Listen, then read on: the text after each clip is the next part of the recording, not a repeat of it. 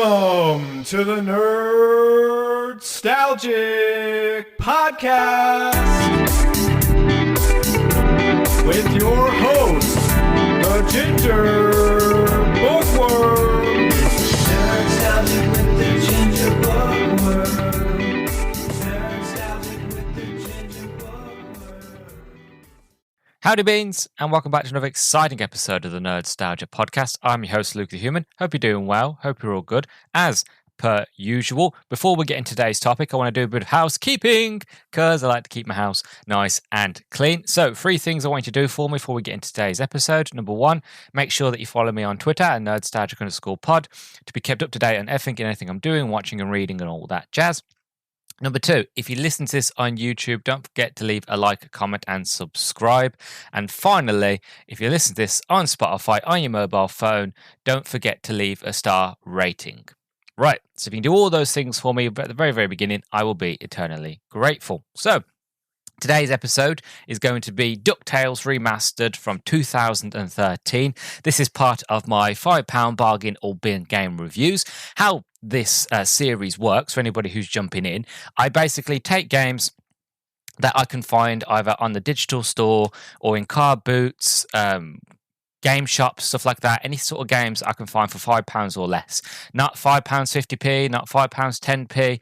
£5, and then we go as low as £4.99, £3, £2, and all that. So anything that's £5 or less is qualified for this review. So far, I have done Kingdom Hearts 3, and I have done Escape from Dead Island, sorry. That's what I've done so far. So today I thought I'd do something a bit retro, a little bit different. So today we're going to be talking, again, like I said, DuckTales Remastered. So I'm going to talk about the plot of the game. So the game features a 2.5D presentation with 2D hand-drawn character sprites and 3D model levels. Like the original version, the game focuses on Scrooge McDuck traveling across the world in search of 5 treasures to further increase his fortune. The Remastered took 1.5 years to make, being developed in late 2011, and features vast enhancements to the original graphics and audio, an expanded storyline, and a full voice of cast that includes the original animated series, then surviving voice actors and actresses. The Beagle Boys attempt another raid on Scrooge's money bin, with Baggy Burger Bouncer Beagle abducting Huey, Dewey and Louie, say that really 10 times really, really fast. After Scrooge rescues them, he finds his big-time Beagle in his office with a painting in his hands. With the help of Duckworth, Big Time is defeated and retreats. The painting reveals the location of 5 treasures, and Scrooge wastes no time to set out for them. Scrooge and Launchpad visit the Amazon to find the scepter of the Incan King. Right, so that's going to give you an idea of the plot. So I've already started playing this game. What I tend to do with a lot of my game reviews, or I do it with my movie reviews as well, is that I like to kind of get into it. Before I actually do the introduction, I like to kind of get a few hours or so into it to experience what the game's like, so I can kind of give my first impressions. And so far, I really, really love it. This game is absolutely gorgeous. Like, you wouldn't think that it was made in 2013, and that's, I would say, down to the art style, because it's sprites and because it's hand drawn. And I've said this many times before, that I've gone so blue in the face that I look like Violet from Charlie Chocolate Factory. But if done well, hand drawn animation would always look gorgeous. If anything, it will mature like fine wine. It would just get better with age, right? And I feel like that is why this game looks so gorgeous even now. Like, granted, I'm playing on an Xbox Series X, so that helps definitely. But I don't believe this game is actually HDR boosted, or the frames, the FPS is boosted. I don't think it's got any of that. I think generally the game just runs as it did, to be honest. Probably just looks a little bit better because it's on a bit better hardware, but it still looks absolutely gorgeous. And it reminds me of Cuphead, not in the terms of the difficulty, but one of the things that I love about Cuphead, granted I never played the game, but I've always been infatuated by it because of the art style. I love that art style of the 20s and 30s, way the movies used to be, and how people used to put so much effort into hand drawing these beautiful works of art. Every single cell, every single sprite and scene was just a work of art. And that's what it is here. Like you have the 2D, 2.5D sort of presentation and the 2D hand-drawn characters. That just looked gorgeous. Then you sort of superimpose them in a 3D sort of level, modeled level, and it looks absolutely gorgeous. And I'm just falling in love. The gameplay is very smooth. It's easily accessible. Like you can put the difficulty really, really high. So it's like the old school classic because this is the remaster. So the original version of this came out in, hold on, if I look at the, oh God, I can't find the day when this game originally came out. The original DuckTales game. It was so DuckTales is a platform game published by Capcom and based on the Disney animated TV series of the same name. It was first released in North America for the Nintendo Entertainment System in 1989 and was later ported to the Game Boy in 1990. So yeah, this is a classic game. And if anybody's played any of the classic games, and when I say classic, I mean like Super Nintendo, like 80s, 90s sort of games, arcade games, you would know how difficult these games were. And the reason that they were so difficult is because, well, companies want you to spend money because these used to be arcade games. And the whole idea and concept of it was the fact of they don't want you breezing through them because you're not going to spend a lot of money.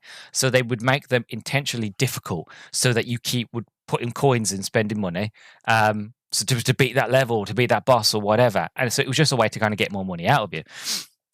And you can play that sort of difficulty here with this game. There is a classic setting, and it is difficult. I tried it. I got my arse handed to me. It was it didn't go down well, so I just put it back down to the easy standard difficulty. But even so, even though I'm not playing on the original sort of difficulty setting, I'm still enjoying it.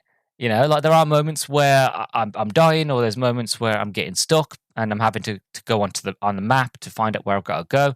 So there are moments like that, but it is just a gorgeous game and really well done. And to be honest, if you didn't know this game came out in 2013 and you were watching me play it or you was watching somebody play it, you wouldn't know.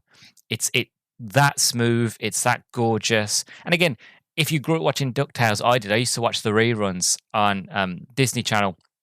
And I love DuckTales, and I even watched the more recent DuckTales that has, I think David Tennant actually does the voice of Scrooge McDuck. I love it. I love all these sort of things. I love the Rescue Rangers. I love Launchpad. I loved all these reruns and all these shows growing up. So it's real nostalgia, a drive for me. This game is. So I can't wait to get to play more and complete it because it's not. I wouldn't say it's probably a very, very long game, but from what it is, I'm really, really enjoying it. So just before we wrap up here in the introduction, I want to talk about the development. So Capcom first announced the game at PAX East 2013 on March the 22nd. While full development of the game started in late 2011, Disney and Capcom were previously discussing the possibility of a remake from 2010. The game's background and layouts were created by Disney television artists Mike Pineza and Rick Evans. The game features full voice acting for the characters, including the then surviving members of the original animated series cast, such as Alan Young, reprising his role as Scrooge McDuck, and June Foray as Magica Despel. DuckTales Remastered features new music composed by Jake Kaufman. In Capcom's documentary, great sort of pun there, on the music and sound of the game, Kaufman, on making his arrangements, said, and I quote, "I've heard this stuff in my head as arrangements since I was 10, so I knew exactly what to do, what I would do if I got the opportunity, and I never took it as a fan. And now I'm taking it as a way forward guy, and it sort of developed altogether. He did not, end quote, sorry. He did not change the original compositions very much, giving each piece his take on it and made the pieces more orchestral. The game allows players to toggle between the new soundtrack and the original 8-bit soundtrack, ever clearing the game once, which includes 8-bit renditions of the newly added compositions. Director Austin Evensmith added about the sound design, and I quote, "You can't just make it sound like Foley from a movie. There are iconic sounds for jumping and landing and hitting an enemy that they need a certain punch. Our sound designers just know how to make a perfect gameplay sound. It just adds to the game significantly. Without it, the game just feels empty, end quote. He also revealed that there were no initial plans to include voice acting, but Disney stated a few months into development that some of the original voice actors could be enlisted. As such, the team expanded the script to accommodate the additions. Right. So that is the development. As I said, I've already started playing it. I have done the first level where you've got to go save Scrooge's money bin, and you even one thing I want to mention: you get to jump into Scrooge's money bin. So it's an achievement in the game. It's only like 5 gamer score, but you have to do it because we all saw it happen in the cartoons. So we had to do it ourselves. You can open up Scrooge's vault and you can jump off and dive into the money and swim around, and it's a lot of fun. And I can't have not do it. I've done it loads of times, even though you only technically need to do it once for an achievement. I've done it a couple of times, so I just jump in and I go back and forth and get the music playing in the background. It just feels good. It's a very, very fun game. It's very much done for fans. But like I said, I've done the first level with the money bin. I have done the Amazon level. I've got the scepter. I don't know where I'm going next. So I'm excited to get back into it and give it a play. For all you beans listening to this, you ain't got to wait. You know, it happened in a couple of seconds. I'll be talking about my thoughts and feelings. I'm going to go off and give it a play. And I'll catch you all in a minute. Allons-y.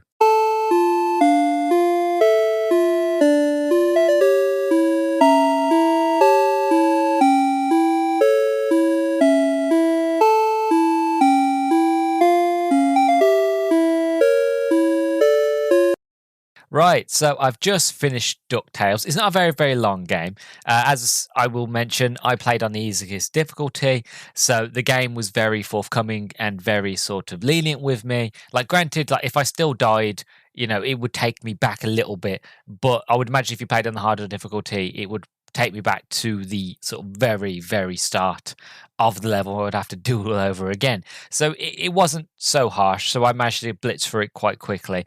But my first impressions is I really, really loved it. This game is fantastic. The idea and concept of this whole series is playing games that you really wouldn't play normally. And again, it's an idea of wanting to take games for cheap and see if they're worth it or not, if you'd pay more. And definitely with this game, I would definitely pay full price for this game. I'm going to say it now right at the beginning. It is generally a lot of fun. It does feel like Cuphead. It's not as difficult as Cuphead, but obviously Cuphead was an homage of the sort of style of these arcade sort of platforming sort of games. It feels gorgeous and it feels great to play. And it is just such a joy. Like, generally, my first impressions are it feels great, it looks great, and I just highly recommend it. And yet, you know, you could say there's no point doing the rest of the review. Generally, it's like, yeah, it's worth the £5. Pay it, get into it, enjoy it, experience it, done. But there's a bit more to say here, so please stick around with me till the end. The story, there's not much to the story, to be honest. You've got Scrooge McDuck, and as I mentioned in the introduction, his bank, his sort of place where he keeps all his money bin, he gets robbed by the Beagle Boys. He stops them. They basically, while stopping them, he finds a treasure map on the back of a painting, and that leads him to then go, well, as Scrooge does, well, there's more treasures out there to find, and I want them because I want to be the richest man in the world, because again, Scrooge McDuck.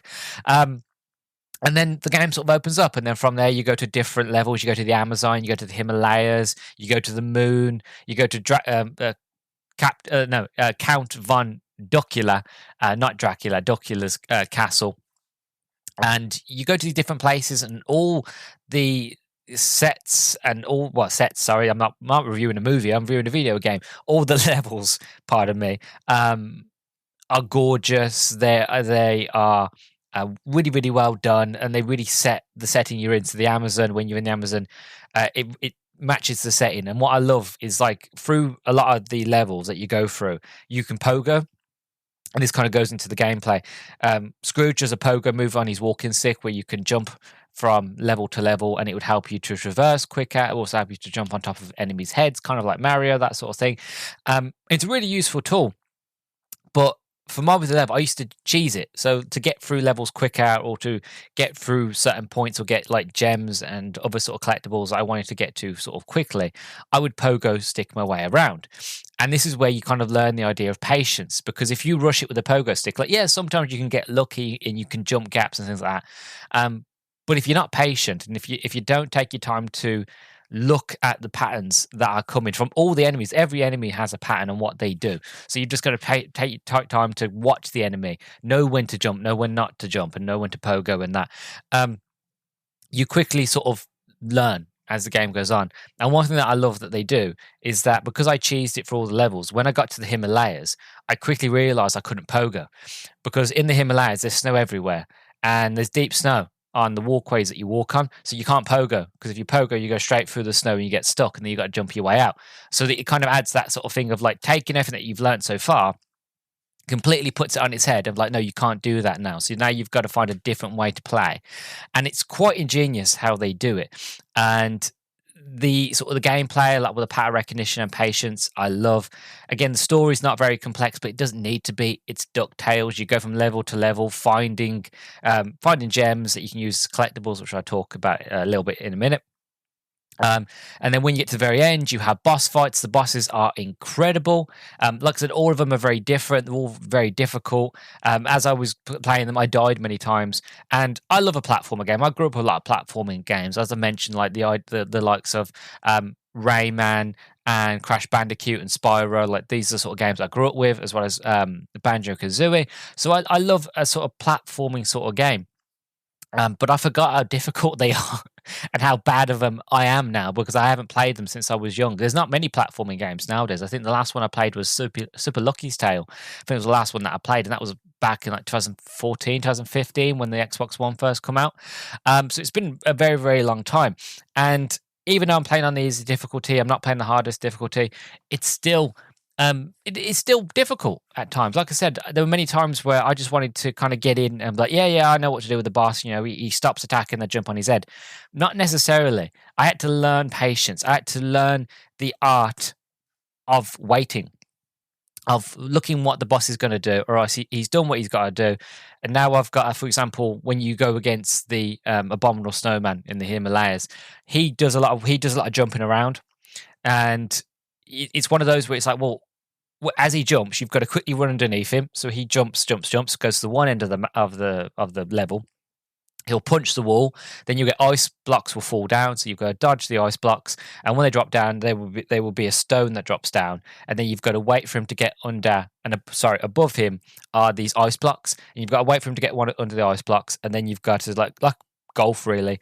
You hit the stone, and that will go up, and then hopefully, if you did it quick enough, one of those ice blocks will land on him. He will fall through the snow.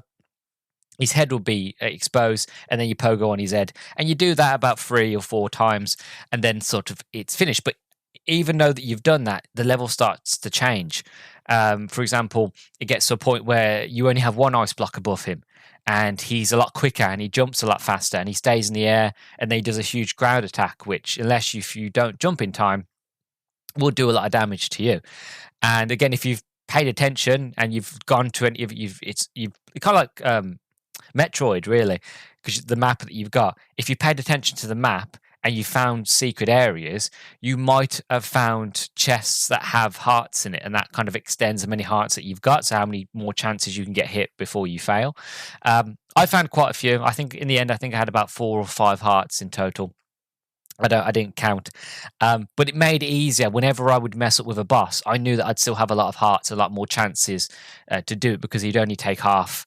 It'd take 2 hits to take out 1 full heart, so I knew I'd still have an opportunity.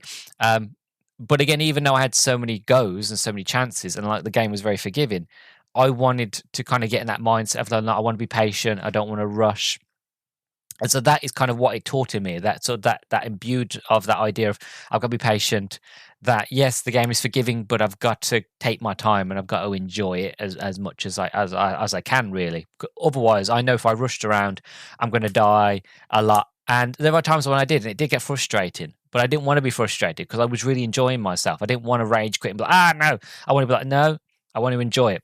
I think the only real thing that I didn't like in this game in terms of the gameplay was they were these sections, these minecart sections, where you basically had to ride the minecart and you would duck down into the minecart as Scrooge to kind of get way out of obstacles hitting you in the head and that and losing life.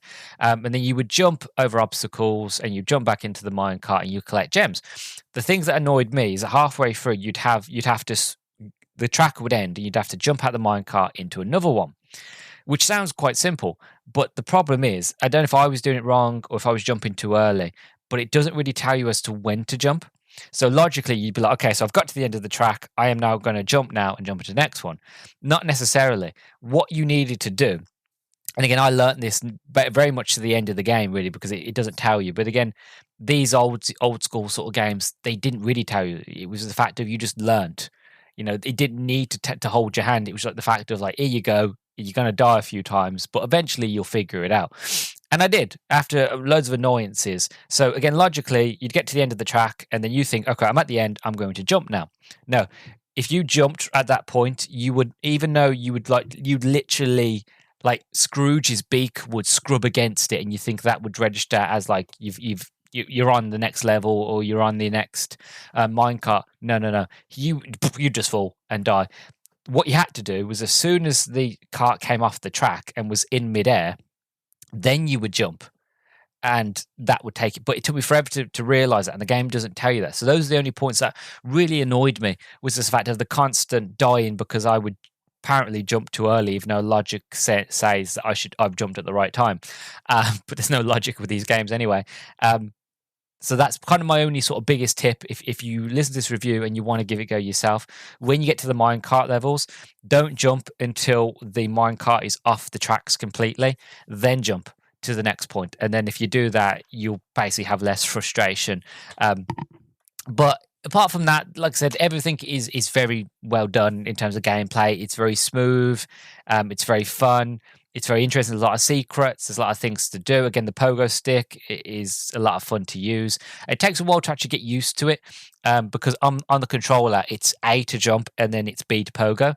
And if you hold down B, Scrooge just keep pogoing.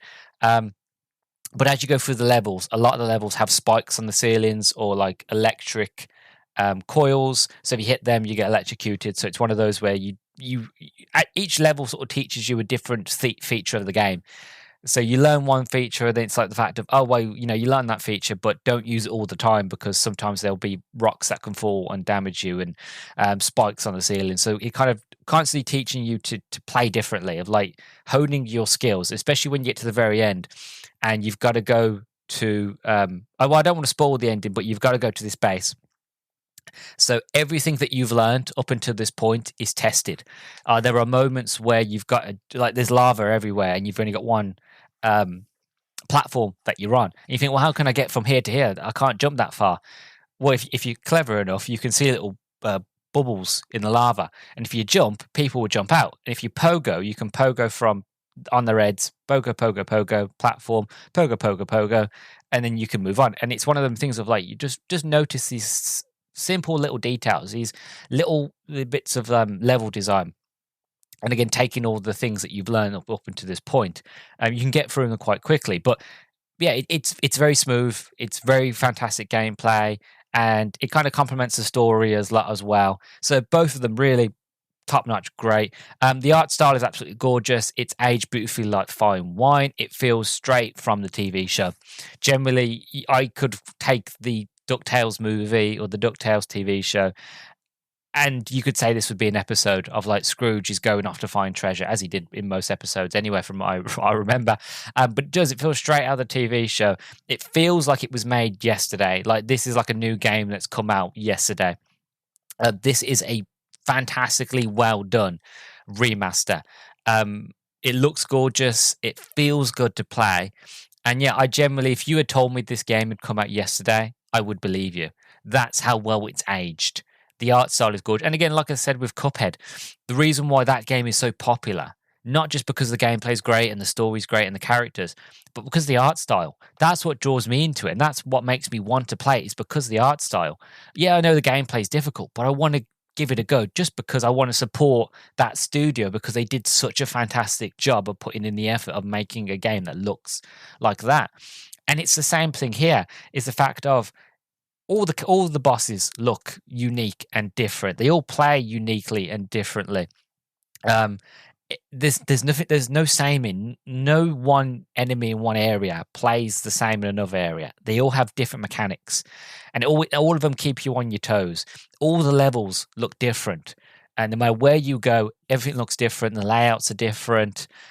Means you've got to learn different things. You've got to take the sort of one concept from one level, take it onto another level, and kind of use that to find secret things in another level. It's just like constantly you're always learning. And this is what I love about these old arcade games, is the fact of there's no hand holding. It's literally the fact of I will teach you how to play it at first, and then I'll let you go.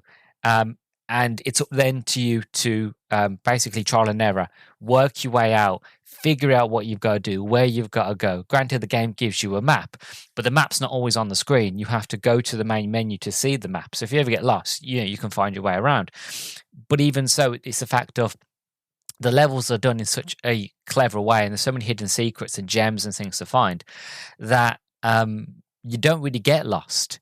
You know where you're going, but at the same stage, it's the fact of you're enjoying what you're doing. So you don't feel like, oh, I don't know where I am. I'm lost. I'm getting frustrated. It's the fact of, well, I know where I'm going to a point, and I can go up or down. If there's like a hole, I can jump down it. If I can go up, there's a chain. I can jump through it.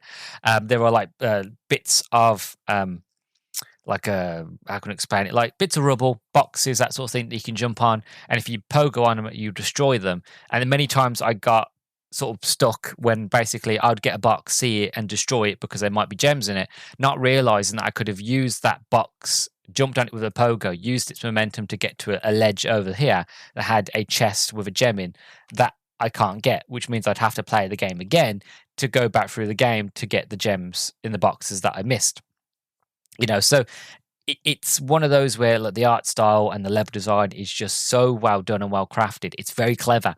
It's very up there with the replayability. It's that idea of like, well, you might have missed it in your first playthrough, but when you play through again, once you know what you're doing, you can now run through and find those secret areas that you couldn't get to because you accidentally broke a crate or two that now you can't reach it, and that sort of thing. So it's very beautiful, very well done. The art style is gorgeous and so like obviously the people that made this game have such love and dedication for this property and this IP and these characters that they should just be commended. And I would have happily, I know this is from like 2013. It was a very, very long time ago. I was still in senior school.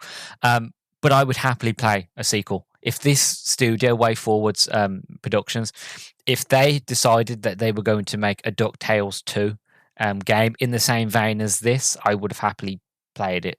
As far as I know, they haven't. But yeah, very well done. There's a lot of love and care into everything, and it's very commendable. Very, very commendable. As for the collectibles, so as I mentioned, you collect gems. So each gem equivalents to a different sort of range of money. So you've got these tiny little gems, which I didn't actually get the value of each gem, but you get these little gems that give you a little, and then you have these little bit bigger gems that are kind of like golden sort of gems, which give you a lot more, and then you find these red gems, which are like rubies. That you find them, they give you a big boost of money. And from finding all these collectibles throughout the level, like I said, some of them are hidden in secret areas. Some of them, like you will find, like you go through an area, you'll pogo, and you might grab some there, or you might just run through an area, jump off a platform, and then one will appear. So then you've got to jump back, grab the gems, jump back on where you was. So there's a lot of back and forth in that, but it is worth getting them because if you can find as many gems as possible, you not only get an achievement for getting, I think it was about $10 million or duck books. I'm not sure what they're called in the DuckTales universe, but yeah, about $10 million worth. I think you get an achievement, but the more you collect, you can actually, that gets into your bank, and then you can use that to buy concept art for the games, for the characters, sketches, sort of like you can buy these art prints that are like, this is what Scrooge looks in the remaster version, and this is what he looked like in the original 8-bit version, and you can see the difference and things like that. So again, it's more so for the collector's side of the game. Like if you are a completionist, if you're a collector, then that's what it's there for, really. To kind of each time that you fill out one grid, then you'll unlock another bit collectible. So there's so much like behind the scenes stuff and concept art for the games and characters. Kind of a shame that you have to. A lot of it isn't sort of unlocked just by playing the game. It would be nice if a lot of these things would be like, oh, you complete a level, here's some concept art. Here's some concept art for the levels or for the characters or for the enemies and that sort of thing. It'd be nice if you unlocked some of them as you played, and then what was left you could pay for, because how much money you would need, how many gems you'd need to find, how many times you'd have to play through the game and find all these gems just to have enough to unlock everything is a bit crazy. Now, again, like I said, it's a very fantastic game, and if you really, really like these sort of games and you was a bit of a completionist, then by all means, I don't think you'd have an issue. I think you'd actually really, really enjoy it, especially if you went through it again on the harder difficulties and wanted to really push yourself, then I don't think that would be an issue. But I feel like for the layman, sort of like this, the casual gamer, I think you'd probably, unless you really, really enjoyed it, obviously, you'd probably go through it once, complete it. You unlock whatever money you've got. Because again, by the end of the game, I think I had about 11 to 12 million or so dollars. And even then, I didn't unlock everything. I had majority of it unlocked, but not all. And I feel like if I played through again, I would probably have enough. But I feel like majority of people, again, unless you really enjoyed it, would probably play it once, unlock what they could, and then they would just move on. So it would have been nice if they had extra bits where it's like, okay, you complete the level, you complete the game, here's an extra bits of concept art and things like that, so you could look at it and enjoy it. And if you want to see more, then the money that you've gained and that you've earned through playing the game, you can now spend on unlocking concept art. So that is kind of my only a little bit of a downside, because the concept art is gorgeous and I love that kind of behind the scenes stuff. So it would have been nice just to a bit more of an extra reward that you complete a level, here you go, instead of having to be like, okay, you've got all these gems that you've collected, now spend the money. Because again, they are very beautiful and they're very fantastic, and I love all that kind of stuff. And this game's just gorgeous, so I want to see more of it.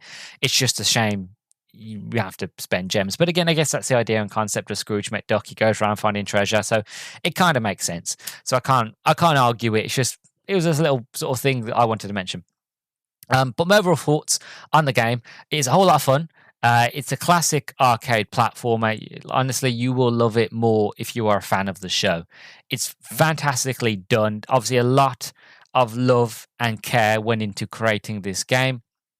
The team at Way Forward did a fantastic job. Generally, it's commendable how great this game is and how smooth it is and how great it feels and how good it looks. And yeah, like everything is, if it just feels like this was a passion project, that there's so much love in it, and that you can just feel it. Especially if you're a fan of the show, you will enjoy it a lot more. But like I am not an old school fan. Like I said, I watched a lot of the reruns, but I still really loved it, enjoyed it. I thought it was an absolute pleasure, generally.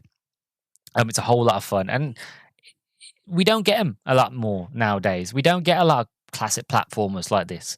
When I was younger, growing up with like the PlayStation 2 and the original Xbox and the Dreamcast and the GameCube and all these different sort of consoles, you had like every other game was a platformer. Nearly every game was a platformer, really, or had some platforming sort of sections, like Ratchet and Clank and things like that.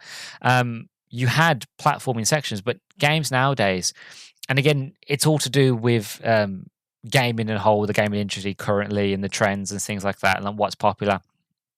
Arcade games and platformer games are not really as popular as they used to be. It's mostly in the indie market where you see a lot of platforming games, but like AAA, AA, that sort of thing, you don't really tend to see it. It's more so shooting games or RPGs or some a racing game or things like that. It's like really the big heavy hitter sort of games. You don't tend to see arcade sort of platformer games anymore, and it's a shame, because I've petitioned ages. I love Rayman. I'd love Rayman to come back. I've been playing actually in my own time Rayman Origins, because that was on sale. So I've been playing through Rayman Origins. I loved Rayman Legends, which was great. I'd love more Rayman. I would love if I had a PlayStation to play through all the Ratchet and Clanks, Jack and Daxter, those sort of games. Again, I'd love a new Crash Bandicoot. Hopefully they come onto Game Pass so I can give them a go. I love Spyro. Again, Super Lucky Tale, that was another great one that I really, really enjoyed. That kind of came and went. Like, it was a great game, a lot of fun, but they never seemed to make a sequel. So it was Banjo-Kazooie. You know, I could be here for days listing some incredible platforming sort of games. It is just a shame that we just don't get them anymore.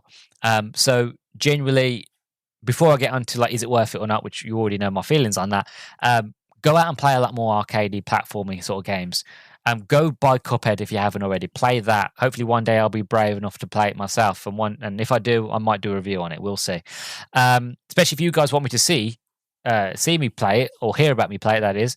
Then by all means, let me know feedback, Twitter and YouTube and all that. Let me know if you want to see me do it. But yeah, like buy Cuphead, buy this game.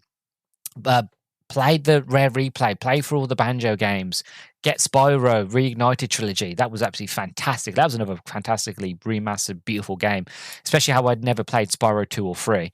And I remember playing Spyro Into the Dragon, I think it was, on a PlayStation 2, which I remember having fond memories of it. But from what I've heard of reviews like Kadikarus and that, the game was apparently really bad. But I remember enjoyed it. Again, Crash Bandicoot.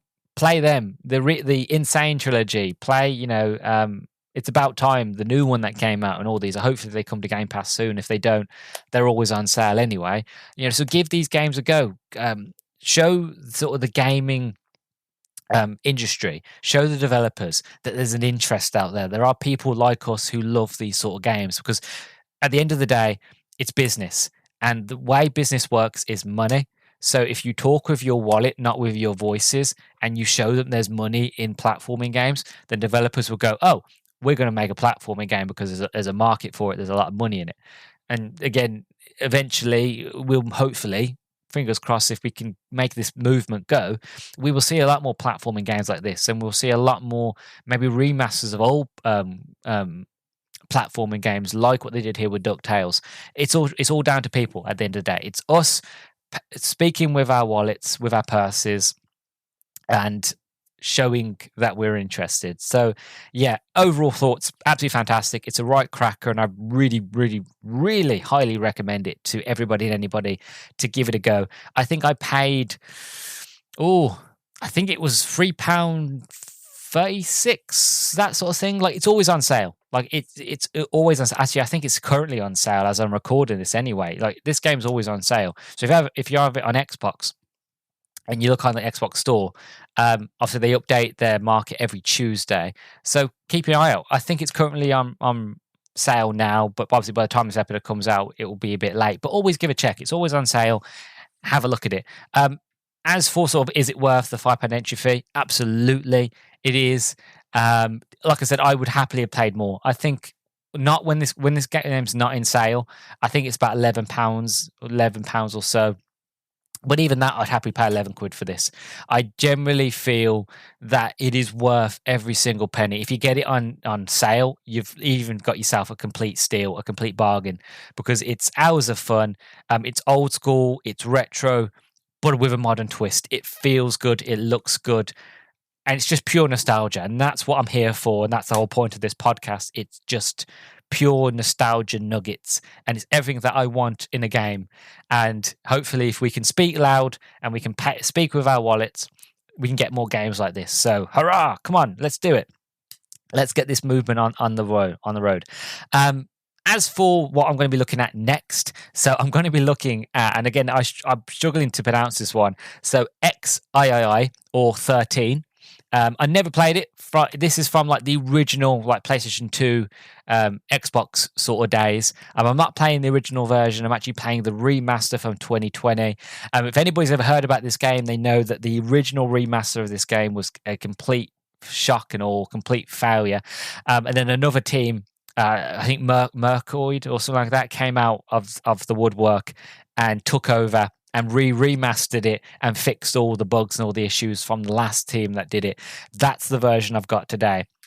Again, I never played it. back on the PlayStation 2, so I know nothing of it. All I know is the comic book style, and the original is a cult classic and is very, very widely loved. So that is what I'm going to be playing next. 13 Remastered from 2020 for the Xbox One. I'm really looking forward to it. I'm really, really excited. And we'll see. We'll see what it's like. But thank you very, very much for listening. I really, really appreciate it. 3 things you can do for me before we end off this episode and we wrap it all up quite nicely in a little bow and send it on its way. If you are not following me on Twitter, please do at Nerdstalgic_pod to be kept up to date on anything I'm doing, watching and reading and all that jazz. Number 2, if you listen to this on YouTube, don't forget to leave a like, comment, and subscribe. All feedback is welcome. Again, if you want to see me play Cuphead, put it down in the comments. If you want to see me play any other games or any other topics, or you just want to talk about how much you love this game, then by all means, put it down below in the comments. And then finally, if you listen to this on Spotify on your mobile phone, then don't forget to leave a star rating. And yeah, so I've been your host, Luke the Human. You've been listening to the Nerdstalgic podcast, and I will catch you all, lovely beans, in the next one. Bye-bye.